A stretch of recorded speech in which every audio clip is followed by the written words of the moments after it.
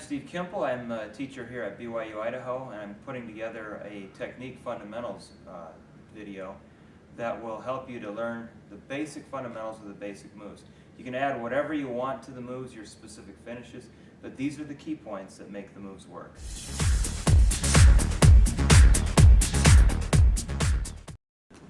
Okay, we have the basic skills of wrestling that we're going to teach that involve all of the positions that will be fundamental to any move that you're going to do or any position that you're going to be in a typical wrestling match. We have a couple of our students here with us who will be helping us out. The first of the basic skills is position.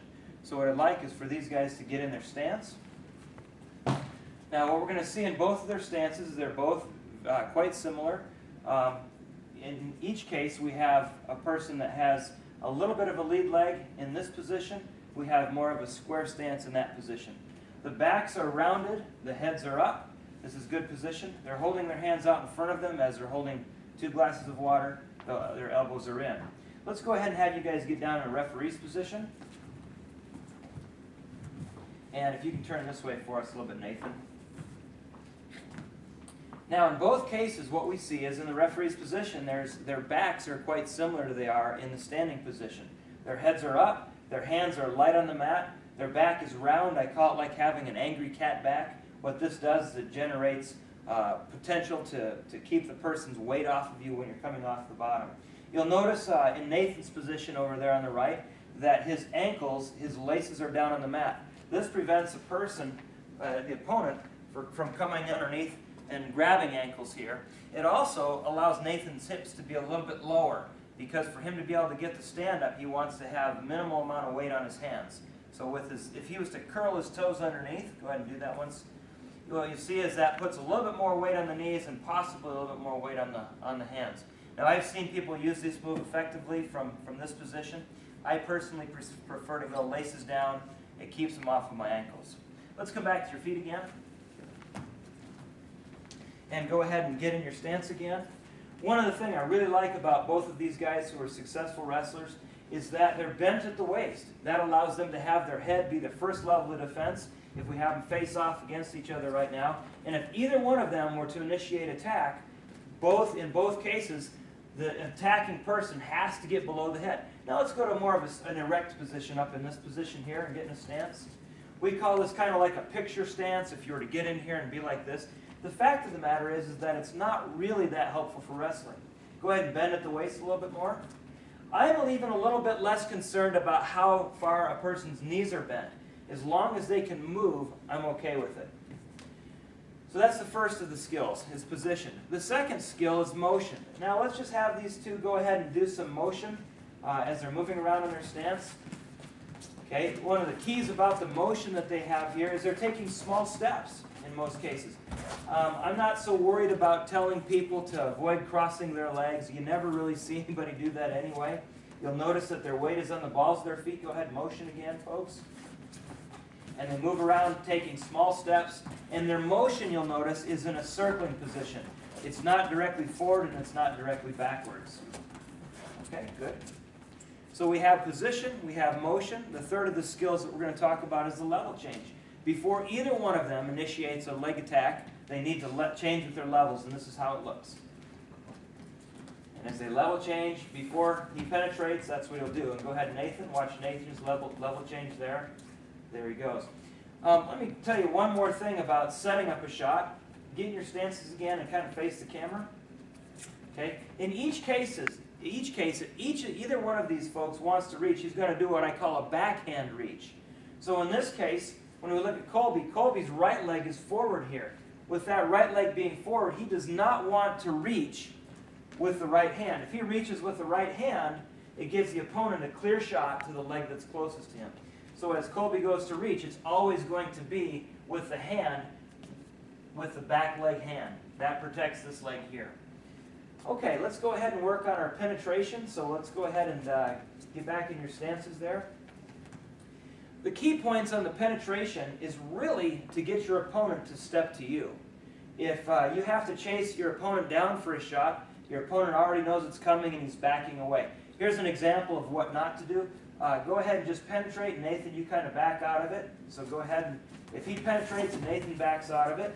Now, if we were to work on getting the penetration, go ahead, this time I want you to kind of feint back before you penetrate. So as we feint there, what happened there is as Colby feinted back a little bit, Nathan went towards him and stepped right into Colby's shot. Here it is again. So you can do it by stepping back, or you can do it by circling and pulling a leg. So do a sweep single where you pull the leg that you want towards you. So in both cases, key points on penetration are to get the leg to come towards you. Now we have three different kinds of penetration shots. We have what I call a double leg or high crotch penetration. Why don't you guys go ahead and show us, facing the camera, go ahead and show us a double leg or high crotch penetration. Yeah, go ahead. Level change, penetrate, hit the knee, come up, and turn the corner. One more time, please. They're going to step forward, level change to that same knee, turn the corner. Now let's go ahead and, Nathan, why don't you go ahead and shoot on Colby at really slow speed so we can see how this would look. He penetrates, changes the direction, and turns the corner. That's what I call a double leg or a high crotch penetration. A sweep single or an inside single leg penetration would look like this. So without your partner, guys, go ahead and face the camera and show us driving to that knee and then backing around and picking the leg up. Do it one more time, please. They level change, they drive to the knee, and so they sweep around. This is why the sweep works in this particular technique. So go ahead, Colby, and do it on Nathan. So he's going to drive to that knee, and he's going to sweep around and pick it up. When we show finishes to this move later, it'll be more evident of why we do this. The third penetration is a low single leg penetration. And I found that the most effective way to do a low single leg is to get the opponent coming to you, level change, and simply attack the ankle. So what I'd like you guys to do is get in your stance, facing the camera, and feint back a little bit, and then drop to your low single penetration. Right there again. Go ahead and do it. All right, Nathan, would you go ahead and, if you guys will, Colby, you set him up and then attack for the low single and stop. Okay, so here we are. And what we have here is that as Colby is attacked in that penetration, he's got two things that are important. He's cupped the heel, which he's going to control, and he's kept his head high. This is going to keep Nathan from reaching over and attacking here or catching something. Now to finish this position, all Colby will have to do is apply pressure to the inside of the thigh and circle and cover the free leg. So we have our position, our motion, our level change, our penetration, and now we're going to talk about the fundamentals of lifting an opponent. So if I can get Colby to go in on a shot with Nathan, that'd be great. Okay, let's switch to a high crotch position, if you would. Now let's have you turn this way so the camera can see a little better. In this position, Colby is doing something very important on his shot. What he's doing is he's controlling the lower leg. If Nathan tries to sprawl, Colby is controlling the lower leg. If he controls high on the leg at this point, and Nathan tries to sprawl, you can see how Nathan can get that leg back. But with him controlling low, it makes it more difficult. Colby's also kept his head high. Now, to lift on the high crotch, we are really going to go high in the crotch. That's going to keep us from sliding up the leg. So as Colby windshield wipers this leg here, he's going to shoot and switch off. And let's go ahead and turn this way so we can see this. Do it again. So, yep, rotate around. And now switch off to this leg, and let's just go here, high in the crotch here. Drop this one to the knee. Over here. There we go. There. And as he goes to lift here, he won't be sliding because his elbow is high in the crotch. That's the most effective way to lift a person. Go ahead and grab a little bit lower. If you were to lift here and start to slide, you can see how the leg comes up, but the body doesn't come up. So we have position, motion, level change, penetration, lift. Now we're going to work a couple of the other ones. We have a back step, which is used. It's a pretty simple technique, but go ahead and work on a back step. Just get in a stance and show us a back step. These work for headlocks. They work for arm spins. Back step is used in other positions as well. Go ahead and hit it again. Okay, now Nathan, would you go ahead and slowly, with your Colby facing the camera, Nathan, would you go ahead and penetrate with a back step to an arm spin?